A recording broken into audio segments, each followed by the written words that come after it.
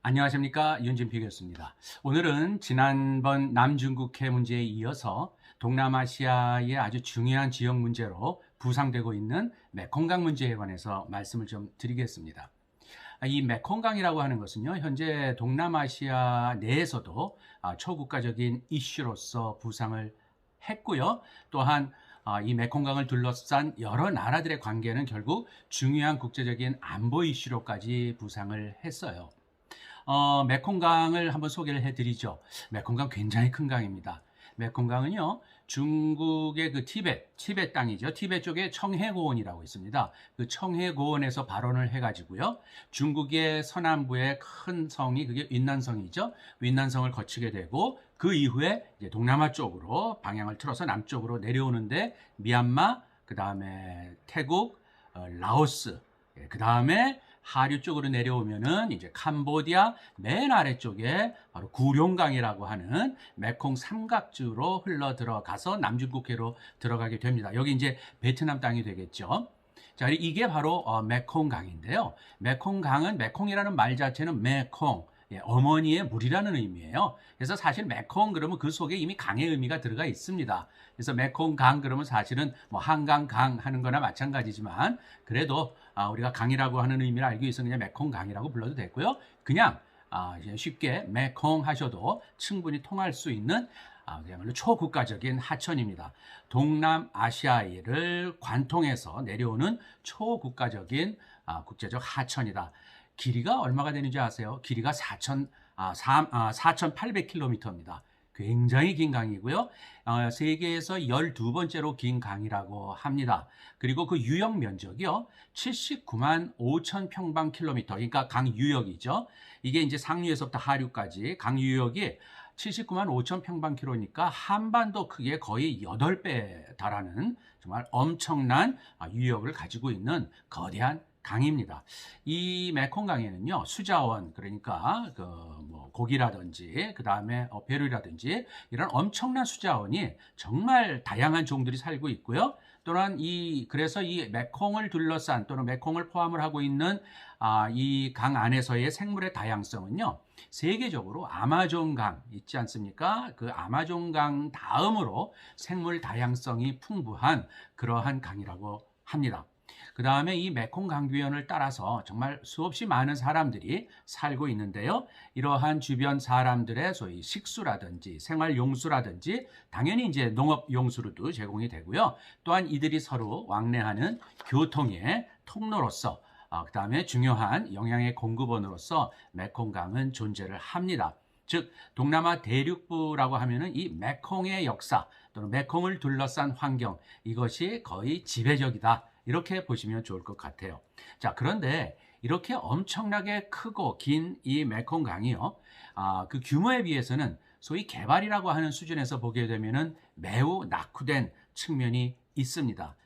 특히 이 강이기 때문에 이제 수력 발전, 소위 전력 발전과 관계를 해 보면은 4만에서 한 4만 4천 메가와트 정도의 발전 가능성이 있다고 해요. 그런데 이것은 동아시아 전체로 봤을 적에도 가장 큰 수력 발전의 용량을 가지고 있지만은 실제 개발되고 있는 정도는 한 10% 정도에 불과하다고 합니다.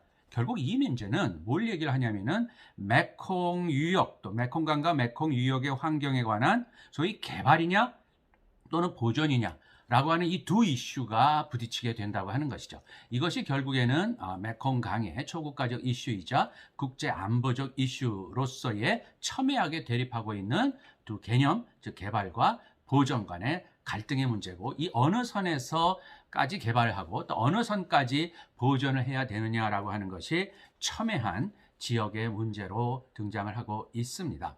그 다음에 이 환경 문제부터 좀 보게 되면요. 상류 지역보다는 하류 지역이죠. 상류 지역은 이제 중국 또는 미얀마 정도가 되겠고요. 그 다음에 태국, 라오스로 내려오면서는 이것이 이제 중부가 되고요. 그 다음에 하류 지역이 되면은 바로 캄보디아, 라오스 아래, 그 다음에 캄보디아, 베트남 쪽이 되는데요. 중국이라든지 미얀마 쪽은 이 메콩강의 한 18% 정도를 차지하고 있는 반면에 태국, 라오스, 캄보디아, 베트남으로 내려오게 되면은 한 82% 정도의 그 유역을 차지를 하고요. 또 그만한 범위를 이 아래쪽에 있는 동남아 국가들이 거기에 해당을 된다. 이렇게 보면 되겠습니다.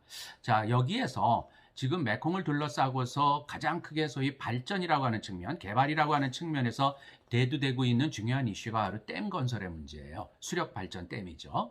수력 발전 댐을 만드는 문제인데 이것이 이제 위쪽에서 어떤 메콩으로 흘러드는 지류라든지 또는 메콩 본류 쪽에 댐을 만들게 되면은 상대적으로 훨씬 넓은 유역을 차지하고 있는 라오스 아래쪽, 캄보디아, 베트남 쪽에 소위 하류 지역에 엄청난 소위 물 가뭄 현상이 발생을 하게 됩니다. 어떻게 보면은 자연스러운 것이죠. 그러니까 댐 건설의 목적이라고 하는 것은 결국에는 각 국가의 전력을 수요를 충족을 하고 소위 개발이라고 하는 쪽으로 가는 방향을 트는 것이 바로 전력 수력 발전의 문제인데 이것은 결국 국제 하천으로서의 메콩강이 환경적인 측면에서의 소위 가뭄의 현상 또는 하류 지역에서의 물 부족 현상을 심각하게 일으키고 있다는 이것이 서로 부딪히고 있는 현재적인 상황입니다. 그래서 이렇게 메콩을 둘러싼 개발과 보존의 문제라고 하는 것이 결국 굉장히 미묘한 국제 이슈로서 등장을 하고 있는데요. 자, 여기에서 지난번에 남중국해 시간에도 제가 말씀을 드렸지만 이 문제에 어떻게 보면 현재적 가장 큰 문제를 제공하고 있는 나라가 바로 상류 지역에 있는 중국입니다. 중국은 이 상류 지역에 굉장히 여러 개의 큰 댐들을 이미 건설을 하고 있고요, 했고요. 또 건설 중에 있습니다. 이것은 결국에는 아래쪽에 있는 미얀마서부터 태국, 라오스, 캄보디아, 베트남까지의 소위 가뭄을 제공하는 그러한 원인으로서 작동을 하는데요. 중국은 여기에 대한 충분한 데이터를 또한 제공을 하지 않고 있습니다. 그래서 자신들은 오히려 댐을 건설하면서 아래쪽에 적절한 수량을 흘려내려 보내주고 있기 때문에 오히려 메콩강의 수자원이라든지 강물의 양을 조절해주는 그러한 순기능을 가지고 있다고 주장을 하지만 구체적으로 그걸 어떻게 하고 있는지에 대한 데이터는 하류 지역에 있는 국가들 내지는 국제기구에도 전혀 전달을 아직까지 안 하고 있습니다. 이것이 이제 중국이 의심을 받고 있는 국제사회로부터 의심을 받고 있는 큰 문제라고 중심적인 문제라고 보시면 됩니다. 여기에서 바로 또 미국과 부딪히게 됩니다. 미국은 주로요. 미국은 그 하류 메콩 이니셔티브라고 해서요. 로어 메콩 이니셔티브 LMI라고 하는데 주로 이거 뭐야? 태국, 라오스, 캄보디아, 베트남 이쪽 나라들과 상당히 메콩을 중심으로 한 개발과 보존에 관한 여러 가지 이니셔티브를 미국이 요즘에 와서 상당히 주도를 하고 있어요. 그러면서 상대적으로 중국, 상류 국가인 중국이 가지고 있는 댐 건설이나 이런 문제점들을 상당히 비판을 하는 그러한 상황입니다. 그래서 이것도 결국 대륙부 쪽에서 중국과 미국 간의 경쟁의 하나의 장을 형성하고 있다. 이것이 요즘 현재적인 추세라고 보시면 좋겠습니다. 최근 보면은 2020년 2월 달에요. 중국은요. 그동안에 좀 비밀스럽게 메콩 문제에 대해서 별로 언급을 안 하다가 란창 메콩 장관 회의를 외교장관 메콩 지역의 국가들과 외교장관 회의를 열었습니다. 이걸 란창 메콩 회의라고 하는데요. 2020년부터 수자원에 관련된 여러 가지 메콩 국가들과 관련된 데이터나 자료들을 공유하겠다는 그런 긍정적인 신호를 보내기는 했습니다. 그럼에도 메콩을 둘러싼 여러 가지 어떤 의문이라든지 또 이 문제를 해결하고자 하는 여러 국가들이 주장하는 바를 시원하게 아직은 중국이 그것을 밝히지는 않고 있다라고 하는 것을 좀 언급을 드리겠습니다. 메콩과 관련해서요 여러 가지 좀 지역 협력체는 있습니다. 제일 오래된 것이 1995년도서 그 전에 이미 있었던 메콩위원회라는 게 있거든요. 메콩위원회 57년도에 오래전에 제일 만들어진 메콩위원회를 계승을 한 1995년도에 메콩강위원회가 있습니다. MRC, 메콩 리버 커미션이라고 하는데요. 메콩 유역에 있는 동남아시아 4개 나라가 태국, 라오스, 캄보디아, 베트남 이렇게 참여하고 있는 4개 나라끼리의 지역 협력체가 있고요. 또 하나가 주로 이제 개발 쪽에 이건 많이 들어와 있는데요. ADB, 필리핀에 있는 마닐라에 있는 아시아개발은행, 아시아개발은행의 최대 주주는 일본이죠. 1992년부터 이 ADB가 중심이 돼서 전개하고 있는 GMS라고 하는 협력체가 있습니다. GMS는 Greater Mekong Sub-Region이라고 해서요. GMS 그러는데 ADB가 중점적으로 지원을 해주고 있는 GMS 프로그램. 여기에는 미얀마, 중국도 들어와 있습니다. 6개 나라가 이런 GMS 프로그램이 나름대로 소위 개발이라고 하는 측면에서 이 중국을 포함을 해서 동남아 나라들이 어떤 식의 메콩 주변을 개발과 보존을 해야 되느냐라는 이슈를 협력체로서 지금 논의를 하고 있고 또한 투자도 하고 있습니다. 또 하나가 이제 AMBDC라고 하는 아세안 메콩 베이진 디벨롭먼트 코퍼레이션이라고 해서 좀 긴 이름이죠. AMBDC라고 이건 아세안 전체가 아예 메콩 문제에 관심을 갖고 1996년도에 메콩 유역 나라들의 소위 개발 격차를 해소하는 것에 초점을 맡은 아세안의 소위 집단적인 그러한 노력, 메콩강 유역에 관한 집단적인 노력을 보여주고 있는 회의체가 AMBDC입니다. 또 태국이 주도하고 있는 에크맥스라고 하는 것도 있어요. 동남아 대륙부를 흐르고 있는 중요한 강들이 에어워디 강, 미얀마에, 그 다음에 태국의 짜오프라야, 그 다음에 지금 말씀드리는 메콩강, 이걸 합쳐서 에크맥스라고 하는데 이 에크맥스 프로그램을 작동을 시키면서 소위 동남아 대륙부의 강들을 중심으로 한 여러 가지 개발, 보전 문제를 태국이 중심이 돼서 좀 해보려고 하는 그러한 회의체도 있습니다. 허나 저는 제가 보기에는 이런 여러 가지 회의체들이 있음에도 불구하고 각 나라들이 걸고 있는 어떠한 그 이니셔티브가 그렇게 풍부한 자금도 없거니와 또 여러 가지 그 의견의 대립 이런 것들을 잘 해소를 못하면서 메콩 문제는 계획에 비해서는 실행적인 측면에서는 상당히 표류하고 있는 것 또한 언급해드리지 않을 수가 없어요. 자, 이 정도로다가 제가 메콩 문제가 현재적으로 굉장히 중요한 동남아시아뿐 아니고 중국과 미국 등등의 여개 국가들까지 포함이 된 그러한 국제적인 안보 이슈로서 등장을 하고 있다는 중요성을 제가 오늘 지적을 해드리면서요. 한 가지 마지막으로 역사적인 에피소드 하나를 좀 말씀을 드리고 끝내겠습니다.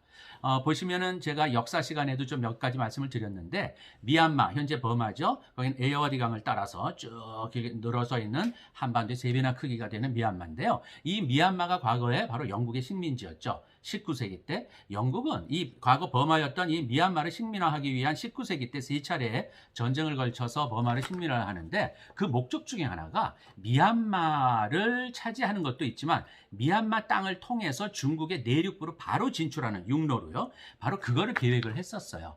이게 바로 에어워디 강이 있지 않습니까? 이 큰 에어워디 강을 따라서 자기네들의 기선을 띄워서 쭉 올라갈 때까지 올라가고 그 다음에 중국의 내륙부인 소위 주로 운남성 쪽이죠. 또는 더 가면 이제 사천성, 즉 중국의 내륙부로 바로 들어갈 수 있는 길을 개척하기 위해서 미얀마를 식민화한 것이 영국의 하나의 당시의 지역 전략이었는데요. 여기에 대해서 이제 프랑스가 그 영국에 대해서 맞불을 놓는 거죠. 자기네들도 중국의 내륙부로 바로 한 강과 땅을 쫓아서 바로 들어갈 수 있는 루트를 개척하기 위해서 바로 인도차이나 지역으로 가서 붙은 겁니다. 이 인도차이나 지역이 바로 지금은 코친차이나, 즉 베트남 남부, 즉 메콩의 제일 하류인 메콩 삼각 지역과 캄보디아 프놈펜, 즉 이게 이제 메콩의 하류 지역이지 않습니까? 이 지역부터 차지를 한 거예요. 그래서 자기네들은 영국은 레어디 강을 따라서 올라갔지만 자기네들은 메콩강을 따라서 쭉 올라가서 배를 띄우고 올라가서 중국의 내륙부로다가 들어가겠다. 이게 이제 프랑스의 전략이었는데 여기가 프랑스는 여기서 이제 발목이 잡힙니다. 무슨 얘기냐면은 메콩강은요 굉장히 큰 강이고 긴 강이기는 합니다만은 캄보디아를 좀 올라가서 라오스 쪽으로 바로 들어가자마자 그 큰 하류 지역이 엄청나게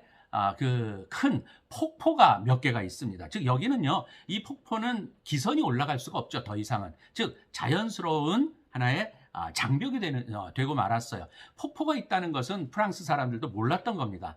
라오스 쪽으로 지금 들어가 보면 이제 박세 쪽인데요. 라오스의 남부 쪽에 그쪽 안에 바로 엄청나게 큰 폭포들이 몇 개가 그냥 연이어서 나타나거든요.